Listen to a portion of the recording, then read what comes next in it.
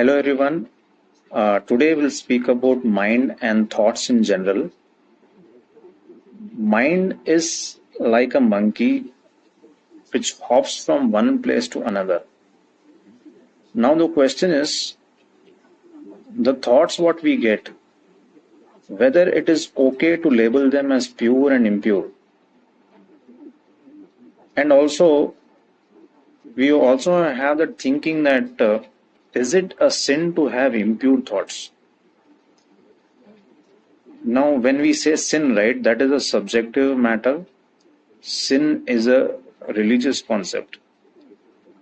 In religion, sin would mean if you have done something which has led you to separation from God or estrangement from God.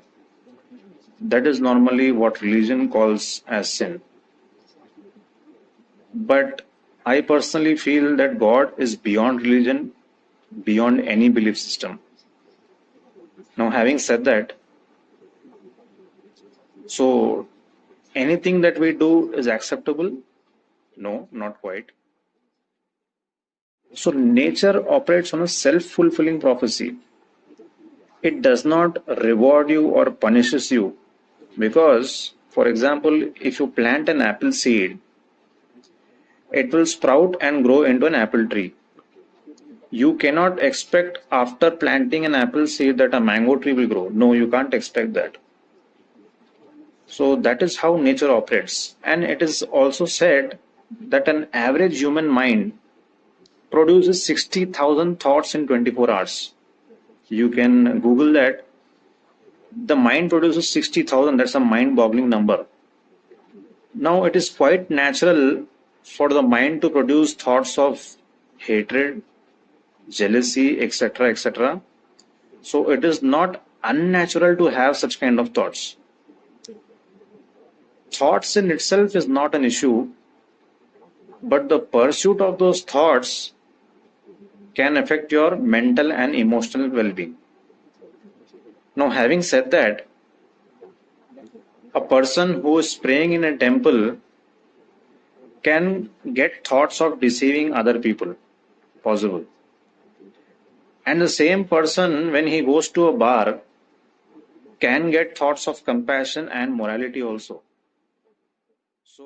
So whenever an undesirable thought pops up in your mind, you just have to bring your mind back to the present moment. You don't have to follow that thought trail. You have to cut the chain of thoughts. Because once it gathers momentum, it will overpower your ability to think straight. It may also nudge you to translate the thought into action, which can be regrettable later on.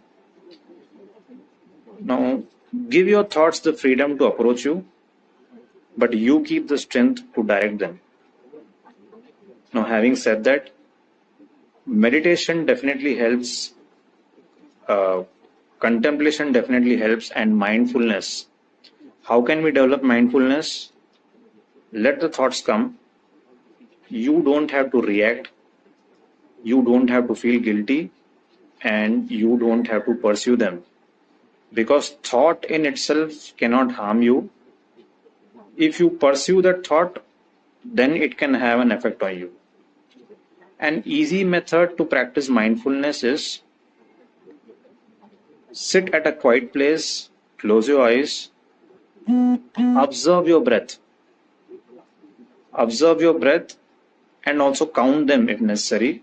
And then you will see thoughts, irrespective of good or bad, will vanish. So, thank you guys.